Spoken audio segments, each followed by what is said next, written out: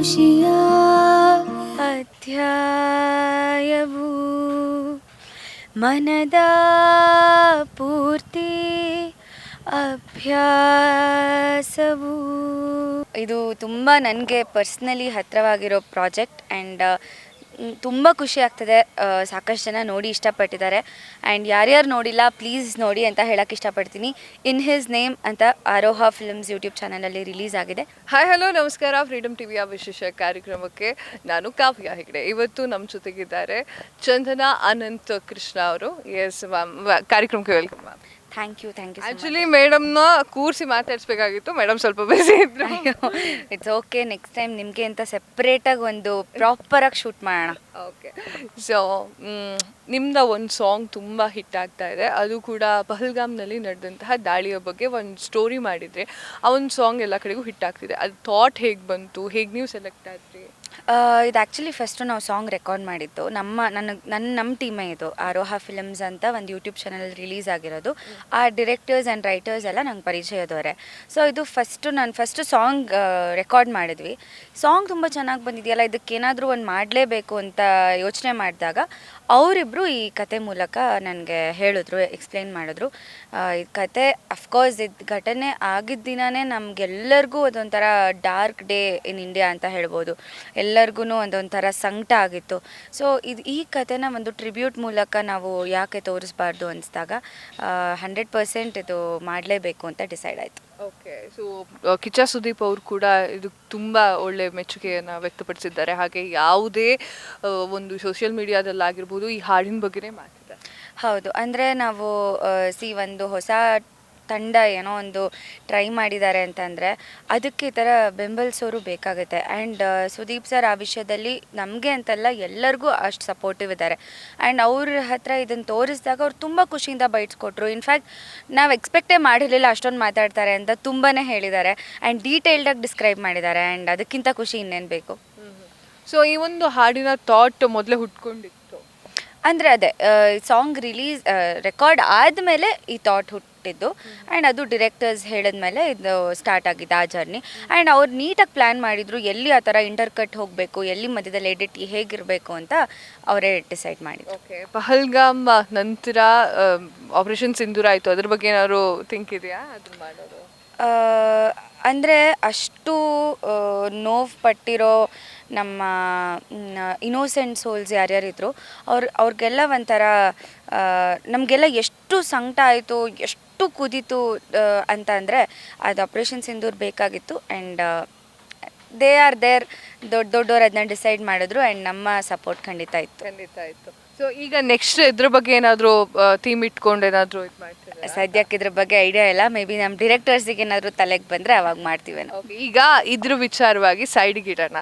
So ನೀವು ಮದುವೆ ಆದ್ರಿ, ಸೊ ಮದುವೆ ಆದ ನಂತರ ನಿಮ್ಮ ಲೈಫ್ ಅದ್ರ ಬಗ್ಗೆ? ತುಂಬ ಚೆನ್ನಾಗಿದೆ, ಆಲ್ ಗೋಯಿಂಗ್ ಗುಡ್. ನೋಡಿ, ಇವಾಗ ಮದುವೆ ಆದಮೇಲೆ ಈ ಥರದ ಕೆಲಸಗಳು ನಾನು ಇನ್ನೂ ಮಾಡ್ತಾ ಇದ್ದೀನಿ ಅಂದರೆ ನೀವೇ ಅರ್ಥ ಮಾಡ್ಕೋಬೇಕು ನಮ್ಮ ಮನೆಯಲ್ಲಿ ನನ್ನ ಕೆಲಸದ ಬಗ್ಗೆ ತುಂಬ ಸಪೋರ್ಟ್ ಇದೆ ಅಂತ. ಪಹಲ್ಗಾಮ್ ದಾಳಿದೇನಿತ್ತಲ್ಲ, ಅದು ಥಾಟ್ ಬಂದ ಕೂಡಲೇ ನಿಮ್ಮ ಯಜಮಾನ್ರು ಬಂತು ಏನಾದ್ರು ಮಾಡು ಅಂತಂದರು. ಪ್ಲೀಸ್ ಮಾಡು, ತುಂಬ ಚೆನ್ನಾಗಿದೆ, ಖಂಡಿತ ಮಾಡು ಅಂದರು. ಮನೆಯವ್ರಿಗೆ ನಾವು ಜಾಸ್ತಿ ಹೇಳಿರಲಿಲ್ಲ, ಎಲ್ಲವುದು ನಮ್ಮಮ್ಮಂಗಷ್ಟೇ ನಾನು ಎವ್ರಿಥಿಂಗ್ ಡೀಟೇಲ್ಡಾಗಿ ಹೇಳಿರಲಿಲ್ಲ. ಬಟ್ ಪ್ರತ್ಯಕ್ಷಗೆ ಹೇಳಿದ್ದೆ. ಸೊ ಪ್ಲೀಸ್ ಮಾಡು, ಚೆನ್ನಾಗಿ ಮಾಡು ಅಂತ ಹೇಳಿದರು. ಓಕೆ, ನಿಮ್ಮ ಬಗ್ಗೆ ನಮಗೆ ಗೊತ್ತು, ಸರ್ ಬಗ್ಗೆ ಒಂಚೂರು ಹೇಳ್ತೀರಾ? ಅಯ್ಯೋ, ಏನು ಹೇಳೋದು, ಅವರು ತುಂಬಾ passionate, dedicated, hard working man. ತುಂಬ ಕಷ್ಟಪಟ್ಟು ಕೆಲಸ ಮಾಡ್ತಾರೆ ಆ್ಯಂಡ್ ಎಲ್ಲ ಶ್ರದ್ಧೆ ಭಕ್ತಿಯಿಂದ ಮಾಡ್ತಾರೆ. ಸೊ ಅದೇ ತುಂಬ ಮ್ಯಾಚ್ ಆಗೋದು. ನಾನು ಅದೇ ಥರ ಸ್ವಲ್ಪ ಕೆಲಸದ ಬಗ್ಗೆ ಅದೇ ಥರ ಇದ್ದೀನಿ. ಸೊ ಅವರು ಅದೇ ಥರ ಇದ್ದಾರೆ ಅಷ್ಟೇ. ಇನ್ನೇನು ಹೇಳೋದು? ಇನ್ನೊಂದು ಸ್ವಲ್ಪ ಹೇಳಬೇಕು, ಇನ್ನೇನು ಹೇಳೋದು ಅಂದರೆ ರೇಗಿಸ್ತಾರೆ, ಕಾಲೆಳಿತಾರೆ, ತಮಾಷೆ ಮಾಡ್ತಾರೆ, ಜೋವಿಯಲ್ ಆಗಿರ್ತಾರೆ, ಯಾವಾಗಲೂ ನಗ್ತಾ ಇರ್ತಾರೆ. ಅವ್ರಿಗೆ ಈಸ್ ಅ ಫುಡಿ, ಅವ್ರಿಗೆ ಇಟಾಲಿಯನ್ ಟಿಪ್ಪಣಿ ಬರೀತಿದ್ದೀರಾ? ಇನ್ನೇನು ಹೇಳೋದು, ಅಫ್ಕೋರ್ಸ್ ತುಂಬ ಪ್ರೀತಿ ಮಾಡ್ತಾರೆ ಅಷ್ಟೇ, ಇನ್ನೇನು ಬೇಕು ಲಾಸ್ಟಿಗೆ. ಓಕೆ, ಸೊ ಇವಾಗ ನೀವು ಒಂದೊಂದೇ ಪ್ರಾಜೆಕ್ಟ್ಗಳನ್ನ ಮಾಡ್ತಾ ಇದ್ದೀರಾ. ಸೊ ಮದುವೆ ಆದಮೇಲೆ ಈಸಿ ಆಯಿತಾ ಏನು ಪ್ರಾಜೆಕ್ಟ್ ಮಾಡೋದಕ್ಕೆ? ಈಸಿ ಕಷ್ಟ ಅಂತ ಏನಿಲ್ಲ. ಮುಂಚೆ ಹೇಗೆ ವರ್ಕ್ ಮಾಡ್ತಾ ಇದ್ದೆ, ಮದುವೆ ಆದಮೇಲೂ ಅದೇ ಸೇಮ್ ಕಂಟಿನ್ಯೂ ಆಗಿದೆ. ಆ್ಯಂಡ್ ಹೇಳಿದ್ನಲ್ಲ, ಒಂದು ಸಿನಿಮಾ ರಂಗದ ಫ್ಯಾಮಿಲಿಗೆ ನಾನು ಸೇರಿರೋದು. ನಮ್ಮ ಅತ್ತೆ ಮಾವ ಇಬ್ಬರೂ ಆ್ಯಕ್ಟರ್ಸ್ ಆಗಿದ್ದವರು.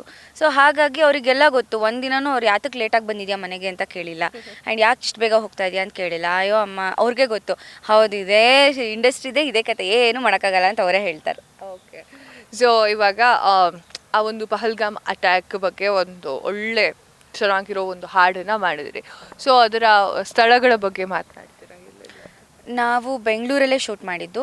2 ದಿನ ಶೂಟ್ ಮಾಡಿದ್ದು. ಒಂದು ಬನ್ನೇರುಘಟ್ಟ ರೋಡ್ ಹತ್ತಿರ, ಹೆಸರುಘಟ್ಟ ರೋಡ್ ಹತ್ತಿರ ಹೌಸ್ ಆಫ್ ಪಿಲ್ಲರ್ಸ್ ಅಂತ ಒಂದು ಸ್ಪೇಸು.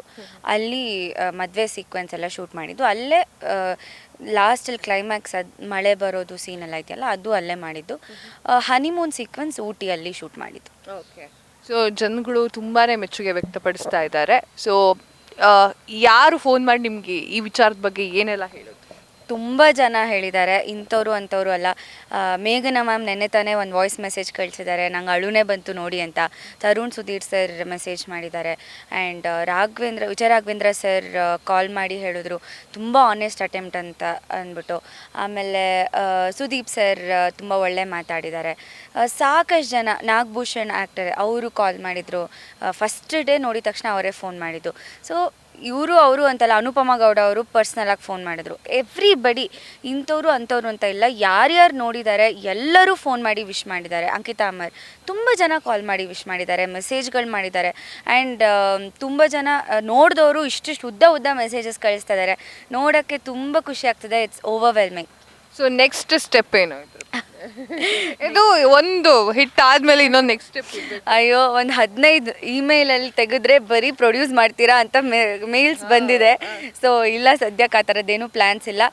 ಇದನ್ನ ನೋಡಿ ಆ್ಯಕ್ಟಿಂಗ್ ಇಷ್ಟಪಟ್ಟು ಆ್ಯಕ್ಟಿಂಗ್ ಮಾಡ್ತೀರಾ ಅಂತ ಕೇಳಿದ್ರೆ ಖುಷಿಯಾಗಿ ಮಾಡ್ತೀನಿ. ಸಡನ್ ಆಗಿ ಹುಟ್ಕೊಂಡಿದ್ದಲ್ವಾ ಅದು?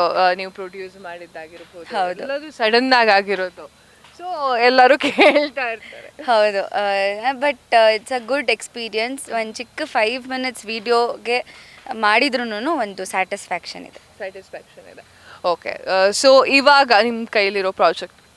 ಅದೇ ಲಕ್ಷ್ಮೀ ನಿವಾಸ ನಡೀತಾ ಇದೆ. ಆ್ಯಂಡ್ ಝೀ ಪವರ್ಗೆ ಒಂದು ಡಿವೋಷ್ನಲ್ ಮಾರ್ನಿಂಗ್ ಬ್ಯಾಂಡ್ ಪ್ರೋಗ್ರಾಮ್ನ ಹೋಸ್ಟ್ ಮಾಡ್ತಾ ಇದ್ದೀನಿ. ಅದ್ರ ಬಿಟ್ಟು ಡಾನ್ಸ್ ಶೋಸ್ ಅದು ಇದು ನಡೀತಾ ಇದೆ. ಇನ್ನು ಬಿಟ್ಟು ಏನೇನಾಗುತ್ತೆ ನೋಡೋಣ. ಇನ್ನೆಲ್ಲಿ ಬಿಡೋಕ್ಕಾಗುತ್ತೆ? ಇನ್ನು ಟೈಮ್ ಸಿಗಲ್ಲ ಬಿಟ್ಟರೆ. ನೋಡೋಣ, ಇನ್ನೂ ಏನೇನಿದೆ ಅದು ಆದಾಗ ನಿಮಗೆ ಗೊತ್ತಾಗ್ತಾ ಇರುತ್ತೆ. ಓಕೆ. ಸೊ ಈಗ ಓವರಲ್ ಆಗಿ ಈ ಹಬ್ಬಗಳು ಬಂತು, ವರಮಹಾಲಕ್ಷ್ಮಿ ಹಬ್ಬ ಮುಗೀತು, ಗಣೇಶ ಹಬ್ಬ ಬಂತು.